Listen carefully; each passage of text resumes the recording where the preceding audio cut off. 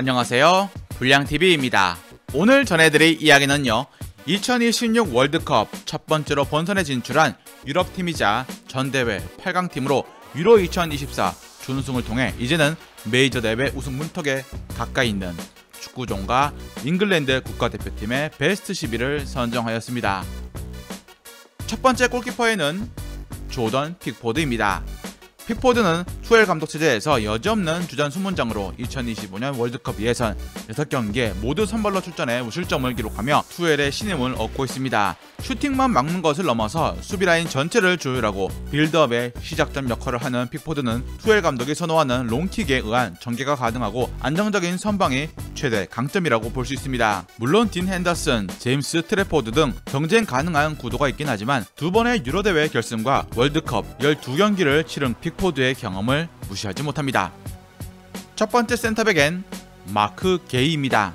공격의 시발점 역할을 하는 마크 게이. 마크 게이는 2025-2026 시즌 이적사를 뒤로하고 팰리스의 만능 수비수로 계속해서 진화하고 있습니다. 수비뿐만 아니라 공격 가담에도 일가견을 드러냄과 동시에 후방에서의 롱패스는 전방 공격수들이 다이렉트로 슈팅을 할 수 있게끔 만들어내고 있다는 것입니다. 잉글랜드 대표팀 내에서 강력한 멘탈이 강점으로 돋보이고 있는데 차기 잉글랜드 주장감으로도 손색이 없다는 평. 이미 잉글랜드 연령별 대표팀 주장을 많이 맡아본 바 있는데 유로 2024에서 보여준 게이의 차분하고 침착한 플레이는 잉글랜드 동료 선수들조차 찬사를 보내고 있습니다. 두 번째 센터백엔 에드리 콘사입니다.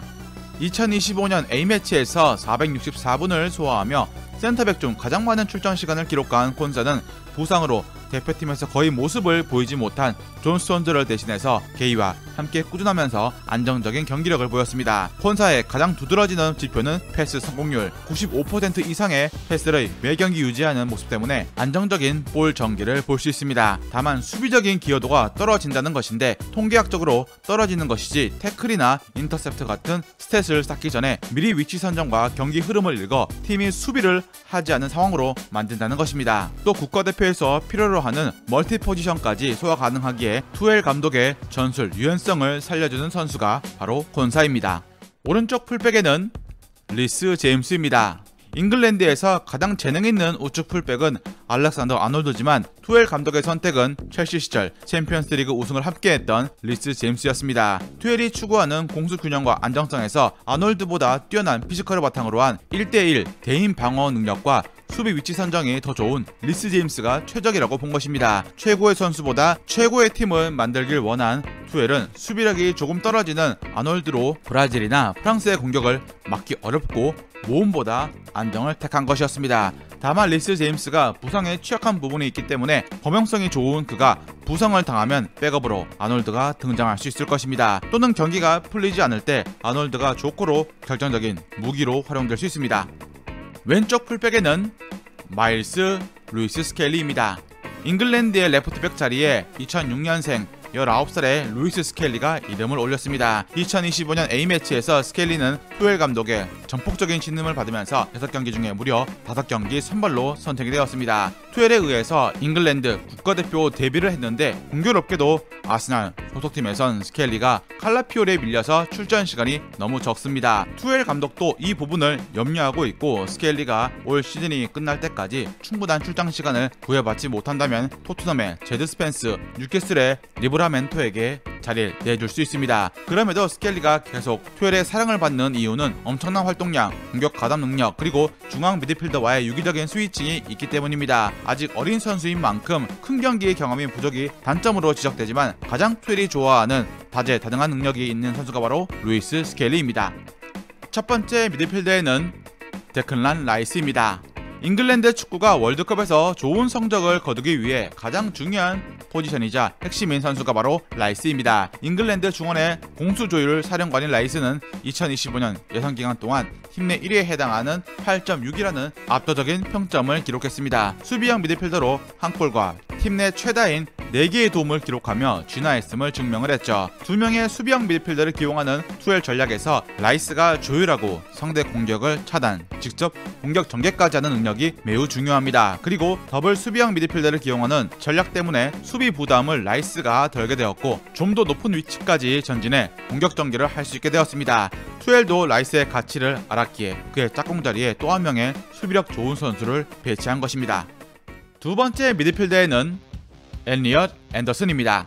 2025-2026 시즌 프리미어 리그에서 볼 탈취 1위, 경합 승리 1위, 파이널 서드 패스 투입 및 성공 1위 선수인 엘리엇 앤더슨. 노팅엄 포레스트의 성적이 썩 좋진 못하지만 그럼에도 앤더슨만은 빛나고 있습니다. 섬세한 양발, 킥 정확도에 뛰어난 수비력, 중미와 수미까지 모두 커버 가능한 육각형인 앤더슨이 잉글랜드 국대에 발탁이 된 건 2025년 9월부터였습니다. 중미와 수미로 오가면서 4경기 모두 선발로 뛴 그는 잉글랜드의 대승을 이끌었고 투엘 감독을 매료시켰습니다. 이전 감독이 그토록 찾던 라이스의 이상적인 파트너를 드디어 찾은 셈이고 투엘 감독은 보이지 않는 꾸준한 일을 수행할 수 있는 앤더슨에 크게 만족을 하고 있습니다.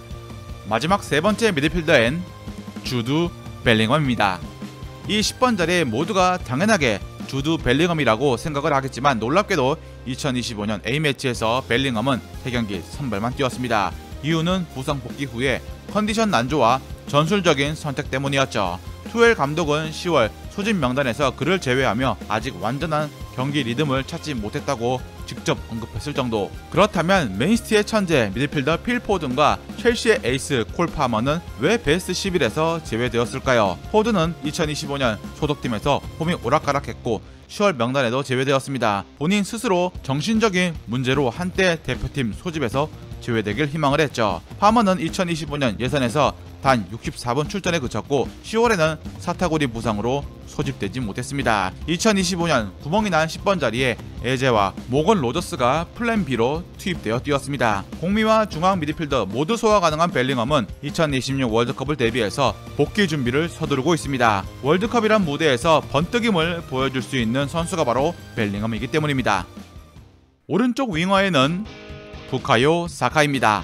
아스날의 에이스 사카는 수년간 꾸준히 최고 레벨의 경기력을 보여주고 있습니다. 2024-2025 시즌 초반에 13경기에서 10개의 도움을 기록하는 등 폭발적인 모습을 보였으나 전반기가 끝날 무렵 부상으로 잠시 주춤했습니다. 잉글랜드 국대에서 또한 사카는 포든이나 마두에케 등을 따돌리고 주전자를 차지해 국대 핵심 공격수임을 증명하고 있죠. 투엘 감독 체제에서 젊고 창의적인 핵심 선수로 지목될 만큼 중요 선수인 사카는 유로 2024 세르비아전 도움, 2025년 10월 웨일스전 중거리 슛골 등 꾸준한 클래스를 계속해서 보여주고 있습니다. 세계 최고의 라이트 윙 중 한 명으로 창의성, 기술, 꾸준한 득점력이 강점인 사카를 막을 수 있는 것은 부상뿐입니다. 왼쪽 윙어에는 앤서니 고든입니다.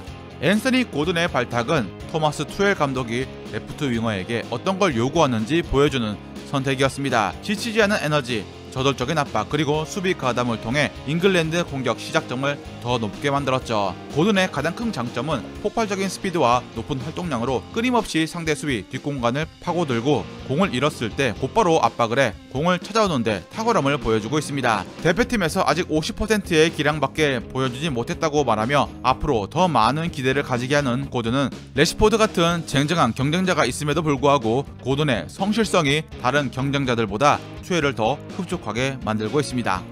마지막 공격수에는 해리 케인입니다.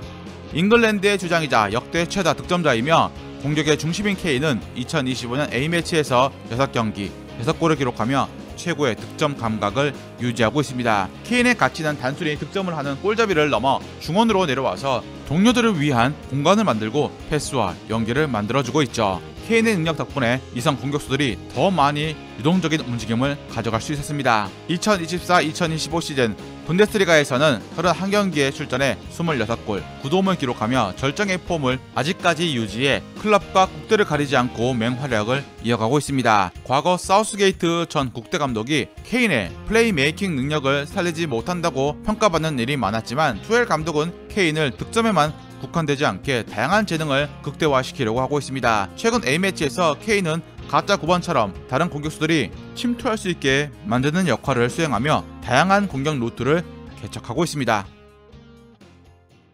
즐겁게 보셨다면 구독과 좋아요 클릭을 부탁드립니다.